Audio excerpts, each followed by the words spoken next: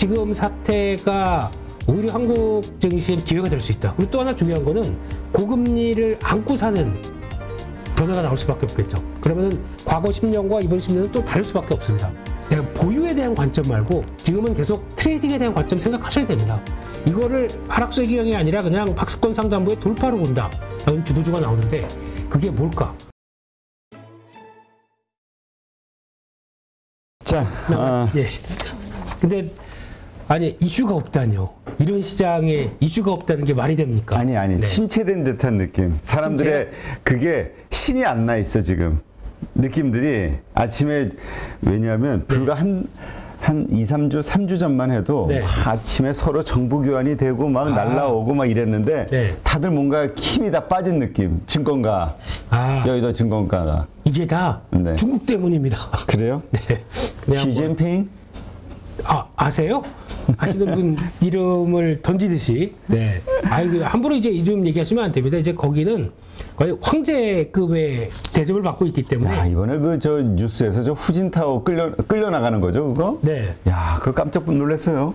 그게 중국에서는 삭제됐다고 하더라고요. 그 영상이 삭제되고 이제 그 나의 시대가 왔다라는 걸 이제 딱 그러지 않습니까? 이렇게 끌고 나가고 그리고 쓱 한번 보고 정면만 보고 있더라고요.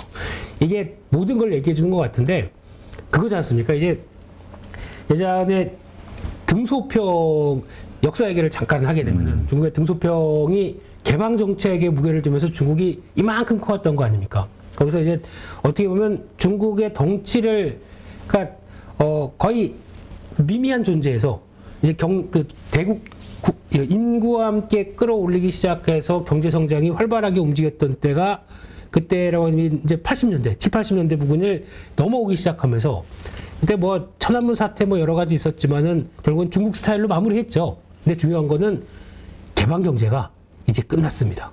어제 나온 뭐 공동 부유론부터 시진핑 주석의 생각은 일단 정치적 사상 통제를 통해서 저 무슨 중국에 갔다 온 사람 같아요. 네. 어제 또 중국 얘기 이것저것 막 생각하다 보니까 그런 느낌이 들더라고요. 그래서 그걸 통해서 이제 철저하게 이제 계획된 통제로 가기 시작하는데 여기서 이제 시진핑 주석의 도전이 통제 안에서 그러니까 어떤 하나의 힘이 집중돼서 경제를 통제할 수 있을 것이냐 이게 문제인데 경제가 그렇게 단순한가요? 그렇죠. 그 큰 대국이?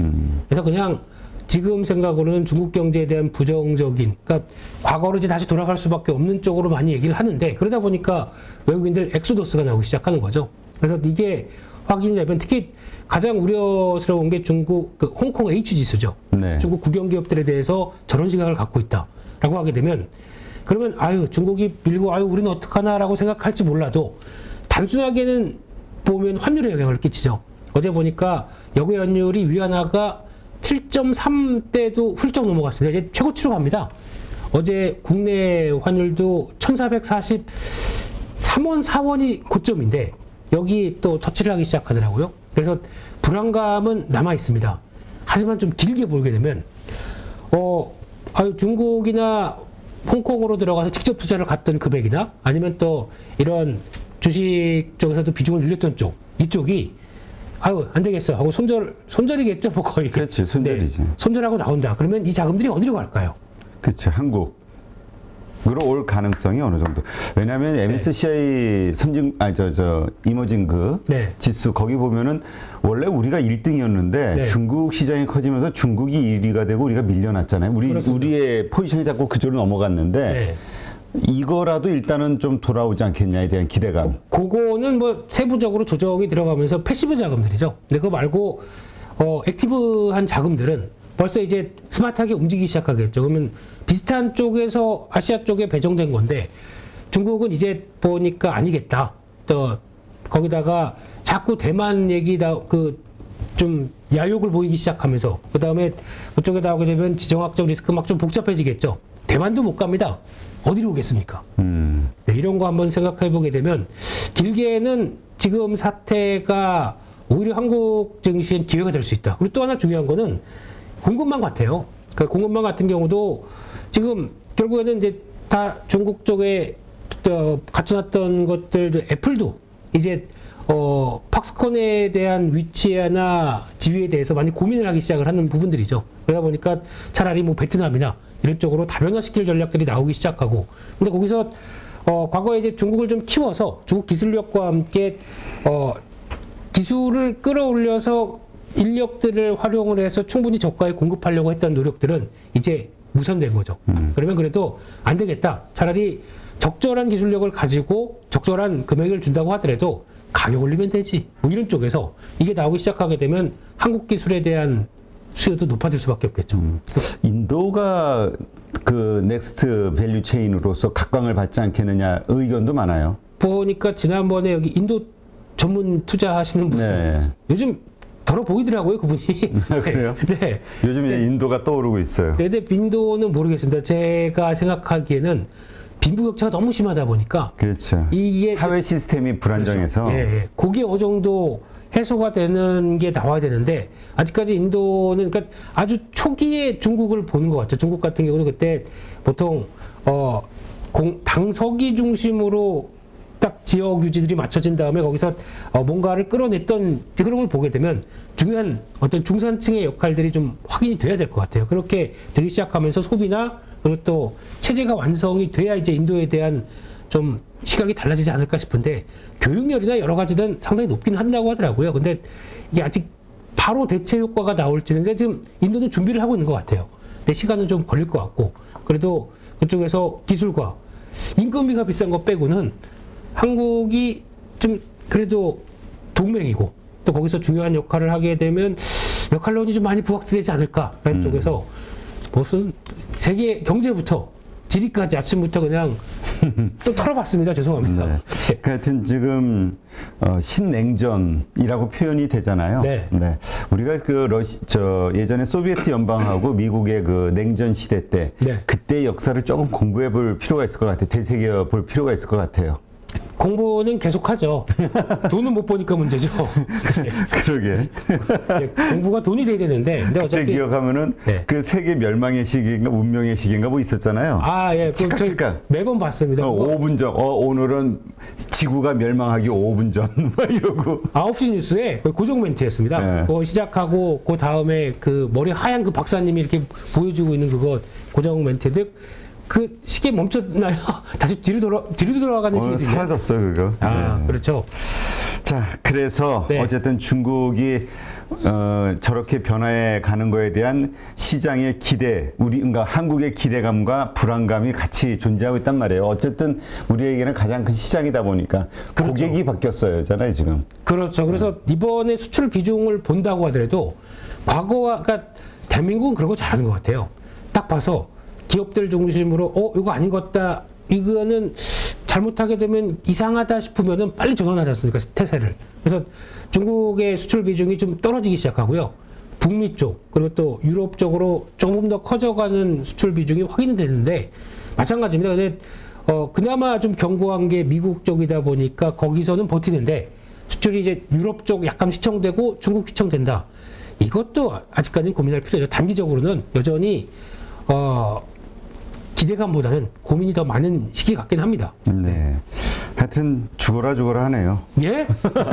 살려주세요. 아니 뭐 이게 뭐 안 좋을 때 뭐 이렇게 다 하여튼 이게 좀 어떻게 보면 이게 시대적 흐름이 바뀌는 거 아닌가 싶은 고민도 있어요. 그건 맞는 것 같아요. 그러니까 네. 과거에 저희가 또 역사 얘기만 하네요. 저희 오늘 무슨 역사 특강 설민수의 네, 역사 그거는 왜 이거를 생각해야 되냐면은 과거에 그러니까 저희가 한 저금리 기조에 너무 그러니까 몰입돼서 살았어요. 거기서 이제 충분하게 자금은 뭐 조금 기분이 올라가다가 다시 낮춰주겠지 하고 하는 연준의 역할이나 이 부분에 대해서 너무 젖어 있다 보니까 지금 이렇게 급격스럽게 변화가 나오는 거에 대처가 안 되는 것 같습니다. 그럼 반대로 금리가 이렇게 고금리 시대가 와서 이제 연준은 어느 정도 돼서 금리를 멈춘다. 근데 이게 금리를 더 이상 안 올리는 것뿐이지 고금리가 유지가 되는 기조가 나온다라고 하게 되면 이것도 앞으로 저희가 뭐 이제 패러다임이 한 10년마다 바뀐다 않습니까? 그럼 이번에 10년은 고금리를 안고 사는 변화가 나올 수밖에 없겠죠. 그러면은 과거 10년과 이번 10년은 또 다를 수밖에 없습니다. 그럼 그럴 때 어떤 부분을 또 체크해서 봐야 되느냐? 이것도 앞으로의 투자자들의 숙제고 거기서 또 기회를 찾아야 되는 거겠죠. 네. 하여튼 이렇게 얘기하다 보면은 막 자꾸 이제 확산이 돼요. 하나하나. 네. 왜냐하면 세계화 시대의 어떤 끝? 이게 되잖아요. 또 어떻게 보면. 네. 근데 그러다 보면 우리가 미국 시장이 계속 우상향으로 상승하기 시작한 것이 세계화 시대가 절정에 이르면서 네. 그런 건데 네. 그렇다면 미국 증시도 이제는 박스권처럼 바뀌지는 않을까에 대한 생각도 약간 들기도 해요. 그 세계화 시대가 탈세계화가 되고 거기다가 고금리로 연결되게 되면 제가 보통 그러면 이 어려운 시기만 지나면 V자 반등으로 해서 뭔가 많이 움직일 거 아니냐라고 생각하는데 저는 앞서 말씀드린 진짜 중요한 표현입니다. 박스권. 이거 되게 중요한 것 같아요. 그러니까 해도 어떻게 보면은 예전과 같이 유동성이 풍부하다 보니까 꾸준히 이렇게 올릴 수 있는 배경은 안 나올 것 같습니다. 그러면 반등을 한다고 하더라도 어느 정도 일정 부분 반등하게 되면 여기서 또 이제 뭐 기업들 실적이니 뭐 여러 가지 또 이슈들도 이제는 쉽게 여러 가지 다변화된 이슈들이 많이 나올 것 같습니다. 그것 때문에 영향받고 다시 내려오고 그러니까 V자가 아니라 간다고 하더라도 이렇게 움직이는 약간 저점과 고점이 낮지만 이렇게 움직이는 채널권의 박스권 정도로 움직이는 정도다 보니까 저희가 매매하기는 혹시 내가 보유에 대한 관점 말고 지금은 계속 트레이딩에 대한 관점 생각하셔야 됩니다. 왜냐면 이게 고점과 저점의 지폭이 크거든요. 그러면은 그냥 갖고 있게 되면은 만약에 저점에 잘 샀다라고 하더라도 플러스 30% 났다가 10% 수익 났다가 다시 40% 났다가 20% 났다가 이게 반복되기 시작하게 되면 나는 어디서 던지자면요. 갔다가 이거 또 갔다 내려올 텐데라고 하게 되면 고점이 아니라 확인하고 저 잘 산 것도 박스권 하단부에 던질 수가 있거든요. 그러니까 이 트레이딩에 대해서 그러니까 자꾸 제가 나와서 저 인간은 뭐 단기 매매하는 이런 사람이라고 생각하시지 말고 앞으로 10년은 트레이딩이 중요합니다. 이거를 얼만큼 잘하느냐에 따라서 내가 그만큼 얼만큼 시장에 따라서 단타 추구 방송이 아닙니다만은 이거는 이제 시대적 소명으로 다가왔다. 예? 어려운 얘기를. 네. 트레이딩도 해야 됩니다. 네. 알겠습니다. 그러니까 하여튼 분명한 건 우리가 이제까지 우리가 익숙해지고 그 다음에 반복되어 왔던 그러한 것들이 뭔가 고리가 끊어지는 것에 대한 고민도 한번 해봐야 될 필요. 그게 이제 중국에서도 보여주는 거고요. 또 이제 러시아에서도 보여줬던 거고 이 사태들이 그렇게 나오고 있기 때문에 투자자는 시장의 흐름들이 변한다. 빨리 적응해야 됩니다. 그거에 숙명을 안고 움직이느냐 못 움직이느냐에 따라서 도태되거나 또 적응하거나. 오늘 이렇게 멋있는 얘기 많이 하죠? 그러게요. 네. 오늘 약간 멋있는데. 뭐 이딴 소리를 하고 있어. 뭐 이렇게 생각하실 것 같아요. 우리 본연의 자세로 돌아가서 그래서 오늘 뭐 팔아요? 이제 큰 그림 그리는 날이니까요. 아니 왜냐면 이제는 뭘 사요가 아닌 것 같아. 이제는 가지고 있는 주식들에 대한 정리 이 부분. 그래서 이제는 뭘 팔아야 될까에 대한 고민도 해봐야 될 것 같아요. 그러니까 그것도 팔아서 누누이 말씀드리지만 내가 지금 손해다. 손해 아닙니다. 투자자를 나 주식 도저히 못하겠어. 계좌 닫고 다 인출해가지고 이만큼 손해본 거 다 뺄 때까지는 손해가 아닙니다. 잠정적 손해죠. 그러니까 손절을 한다고 하더라도 잠정적 손해입니다. 그러면 이걸 가지고 내가 어떻게 대응을 할까? 이것도 또 하나의 변화가 될 수 있기 때문에 그런 측면도 그렇다고 제가 이만큼 손해본 거를 다 정리하라는 얘기가 아니지 않습니까? 손해본다고 하더라도 이런 시기에 만약에 어제 같은 시장에서도 보게 되면은 한국 증시에 대한 불안감들이 되게 높죠. 이게 중국 밀리다 보니까 이거 우리 우장에 또 같이 확 밀리는 거 아니야 싶었는데 버티지 않습니까? 버티는 배경이 반도체 2차 전지 이쪽이 그래도 약간 그러니까 대체라기보다 중국을 어느 정도 성과를 높일 수 있는 중국을 배제하고도 성과를 높일 수 있는 섹터가 여기다 보니까 거기서 또 하나 중요한 거는 미국에서 충분히 대접받고 성과를 보일 수 있겠다는 섹터다 보니까 거기가 좀 강한 부분들이죠. 그래서 그런 거 보게 되면은 섹터는 보이고 어제 같은 경우도 반도체 소부장들이 의외로 강했습니다. 그래서 어제 종목 중에 하나 제가 최근에 EUV 얘기를 조금 드리고 있는데 그 중에 하나 포토레지스트리 감광핵 강자 동진 세미캠 같은 경우도 이게 참 아쉬운 게 회사에 대한 정보가 너무 없어요. 근데 지금 이번에도 이 EUV용 포토레지스트리는 감광핵은 지금 납품돼서 성과 나오고 있는 걸로 알고 있거든요. 그래서 거기다가 여러 가지 2차 전지 쪽이나 다 들어가는 것도 있는데 이게 사업 보고서로만 알 수 있다 보니까 참 애매하긴 하지만 성과가 나온 것 같습니다. 그러다 보니까 어제 이런 소부장 쪽에서도 위축됐다가 좀 이제 고개를 쓱 들기 시작한 종목들이 많이 나오기 시작하거든요. 이런 것도 하나의 포인트가 되겠다 싶어서 찾아봐야 될 것 같습니다. 네, 알겠습니다. 자, 그러면 네.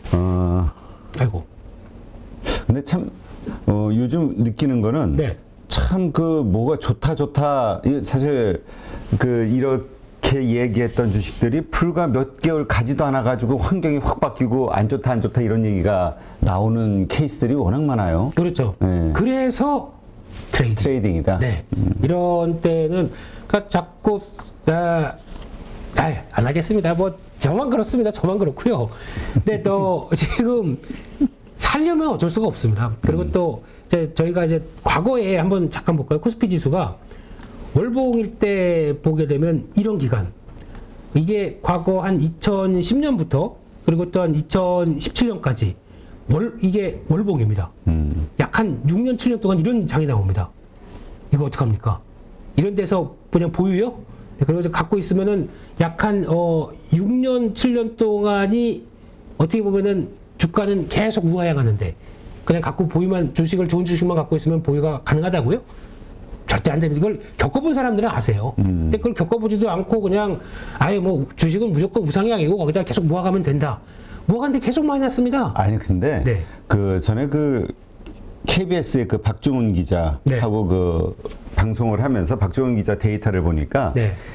전 세계 주식시장에서 우상향으로 계속 오른 주식은 미국 하나밖에 없더라고요. 그렇습니다. 모든 나라가 다 박스권. 박스권이고 경기 사이클 타는 때는 더 심해요.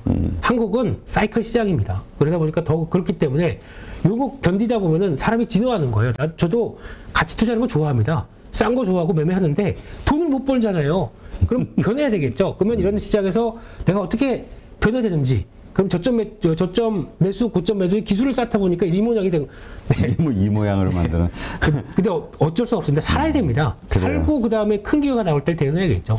그러니까 하여튼 시장마다 성향이 다 달라서 네. 성격이 달라서 거기에 이제 적응을 해야 되겠죠. 또 하나 꼭 강조드리고 싶은 거는 미국 주식 해야 됩니다. 저 성견지명을 보여주신 우리 임 대표님께서 벌써 미국 주식에 큰 손으로 쫙. 뭐 미국의 호구라고. 아니, 그러니까 모건 스탠리에서 딱 줘갖고 What? 8, 15, go 이러면서 예. Sell America. 그래도 815 모니터는 다양한 자산과 네. 다양한 식견을 위해서 노력하는 우리 임 대표님이 계시기 때문에 더 털까요? 네. 자, 출연료 500원 올려드리는 걸로. 네. 자, 그래서 네. 오늘 우리가 어떤 쪽에 좀 주의를 기울이는 게 좋을까요? 네, 그래서 뭐 시장 얘기는 또 하나 잠깐만 또 그걸 봐야 될 것 같고요. 국내 증시는 지금 패턴을 보게 되면 딱 이렇습니다. 그러니까 이게 지금 저점은 높고 고점은 딱 정확하게 돼 있으면 이걸 보통 삼각쇠기형이라고 부르죠. 일단 교과서적으로 나오게요. 이게 반대로 이게 저점은 일정하게 돼 있고 고점이 이렇게 낮은 이런 하락쇠기형. 이게 쪽에서 턴할 때가 나오는 게 이때였고 지금은 반대입니다. 이렇게 돼서 이 기술적 분석을 무시한다라고 하게 되면 이게 이렇게 쇠기형 만든 다음에 그 다음에 원래는 힘없다 그러면 이제 툭 떨어져 버리는 게 일반적인데 그렇게 나올지 아니면은 이거 무시하고 지금 보여지는 그러니까 거래량이 좀 반대로 나오고 있어요. 그 하락 쇠기형의 반대형. 그러다 보니까 이렇게 해서 그 다음에 이쪽으로 이거 탁 안착돼서 반대로 나오기 시작한다. 근데 거래가 붙어야 됩니다. 죽으면 안 됩니다. 그러니까 거래량이 중요하다. 네, 지금 이제 거래 중요하고요. 거기서 또 이런 때 주도주가 보통 탄생합니다. 그래서 이거를 하락쇠기형이 아니라 그냥 박스권 상단부의 돌파로 본다. 라는 주도주가 나오는데 그게 뭘까? 이제 그거 고민하는 시간도 돼 있는데 근데 주도주는 지금 상황으로 봤을 때는 일단 뻔해 보여요. IT입니다. IT. 네, 그게 거기서 주도주가 이제 대형주, 중형주급에서 나오기 시작하면 나머지들이 이제 또 중소형주가 또 같이 탄력은 이게 또 커지지 않습니까? 그런 거에 변하는 모습들을 보여야 돼.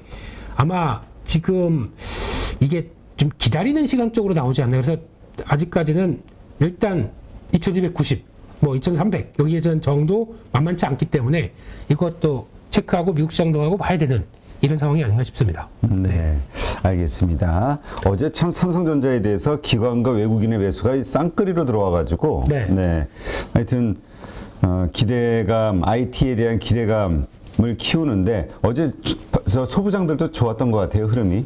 제 눈에는 소부장이 더 들어오더라고요. 어제 보다 보니까 삼성전자의 오전에는 외국인들이 잠깐 관여하고 좀 정체했습니다. 그래서 외국인도 중국 눈치 봅니다. 중국 눈치 보면서 아침에 매수했던 게 멈춰지면서 삼성전자 한 1몇 %대에서 약간 정체를 보였었거든요. 근데 중국 시장 시작하고 막 꽂다 보니까 그다음부터 매수가 다시 들어오더라고요. 그래서 그렇게 나오는 변화가 들어오면서 기관들은 소부장 쪽도 막 매수가 들어오더라고요. 그래서 이게 이쪽으로 가려고 하는 의도는 좀 있구나라는 쪽으로 파악을 하고 또 단타 쳤죠. 죄송합니다. 네. 네. 그래서 어제 강했던 섹터를 보게 되면은 그래서 반도체 소부장 쪽 계속 다시 한번 말씀드리게 되면은 외국인들 매수 계속 들어오는데 업황이 아직 턴이 아니다 보니까 이쪽에 대한 확신은 아주 강하지는 않습니다. 그쪽에서 어제 계속 또 나왔던 얘기는 어차피 메모리 삼성전자의 역할이 이제 메모리는 그냥 지금 흐름들 유지, 비메모리 쪽 확대 이런 쪽으로 하다 보니까 그러면 확대하기 위해서는 되게 다방향화가 돼야 되겠죠. 이게 대만에서 가장 잘 쓰는 전략입니다. 왜냐하면 후공정 쪽을 다 외주줘서 그래서 효율화를 높인다. 이게 TSMC 전략이거든요. 이쪽도 그대로 가게 되면 그래서 우리도 OSAT이라고 하는 후공정 쪽에 대한 테스트 패키징 이 관련된 쪽 계속 체크하자라는 쪽인데 어제 처음으로 일어나더라고요. 그렇게 계속 밀리다가 이 변화 체크해야 될 것 같고 역시 다음 시장의 대세는 템베거에는 EUV가 있습니다. EUV. 네. 제가 말씀을 못 드리지만 네. 언제 또 한번 쫙 정리해서 말씀을 드릴게요. 근데 이쪽에 대한 관심은 늘어날 수밖에 없습니다. 그래서 보다 보니까 동진세미 KM에 그래서 이제 관심이 가고요. 또 TCK는 이거 SIC 링 쪽인데 이거 또 하나 말씀드릴게요. 미국에서 요즘 제가 필에 꽂힌 종목이 미국의 전력 반도체 하는 회사들.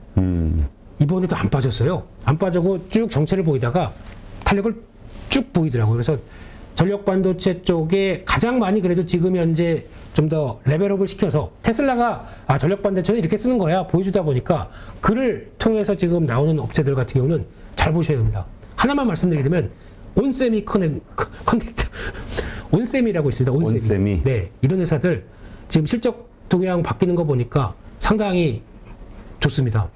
좀 올라 있지만 지금 조정 충분히 받고 다시 움직이는다고 하다 보니까 관심 있게 보셨으면 좋겠습니다. 네. 네. 자, 근데 어쨌건 지금 한국 계속해서 단기채 시장이 지금 경색이 됐다, 신용 위기다, 이런 얘기가 불과 며칠 전까지 계속 나왔었잖아요. 네. 건설주, 증권주 지금 많이 빠져 있고 정부의 대책이 나오는 지금 사야 될 때다라고 생각하는 분도 있고 이거 앞으로 더 힘들어질 거다. 의견이 완전히 갈려요. 네, 저는 안 삽니다. 결론적으로 말씀드리면 일단 1차로 시그널이 나왔습니다. 이거 좀 위험해. 정부의 자금제 들어옵니다. 그러면은 한숨 돌렸네. 한숨 돌리는 어제 금리 수준은 아닌 것 같아요. 네, 결론적으로는 이런 쪽이 돌기 위해서는 건설증권은 금리 인하의 수혜 줍니다. 금리 인상기입니다. 그렇죠. 계속 잡음이 나올 수밖에 없어요. 큰 틀이 바뀌어야 이런 종목들이 움직이는데 큰 틀 바뀌기 전에 많이 빠졌다고 그래서 여기서 저점 낮을 때 산다. 저는 반대입니다. 금리 인상이 기조가 바뀌어야 되는 시기가 나올 때 그때 사는 게 맞다. 그럼 아직은 그냥 반등 때 정리하고 다시 자리 찾아야 하는 거 보자라고 볼 수밖에 없고요. 시멘트도 마찬가지입니다. 어제 성신양회가 네옴시티 준비한다고 얘기하는데 공장이 베트남에 있고 어디 하나 더 있는데 해외 쪽에 있다 보니까 그걸 활용해서 네옴시티 가겠다라는 건데 가겠다는 거 받아줘야 가는 거죠. 수주 아직 된 거 없습니다. 그렇기 때문에 그냥 기대감이다 라는 쪽으로 아직 업황 보게 되면 여전히 좀 그렇다 이렇게 봐야 될 것 같습니다. 네, 알겠습니다. 자, 오늘도 좀 관망하는 자세가 필요하죠? 오늘도 중국 눈치 많이 볼 겁니다. 그래서 오늘은 딱 하나 2250 안착하느냐 아니면 중국의 뒤늦게 반응해서 2220 밀리느냐 요거 범위 한번 보시면서 대응들 찾아야 될 것 같고요. 이럴 때는 확신이 없습니다. 아직까지는요. 그렇기 때문에 너무 공격적인 매매하지 마시고 장중에라도 보이는 거 같는데 했다 딱 끝. 일단 또 지켜보자 이렇게 보셨으면 요새 트레이딩 잠깐 해야지 하고 들어갔다가 물리시는 분들도 꽤 많아가지고 물리시면 안 됩니다. 네, 절대 물리면 안 되죠. 이상하다 싶으면 그냥 자르고 나오세요. 네. 알겠습니다. 누구나 1시간 안에 200개 종목에서 좋은 종목을 고를 수 있는 그런 능력을 배양할 수 있도록 제가 도와드리려고 그렇게 하고 있습니다.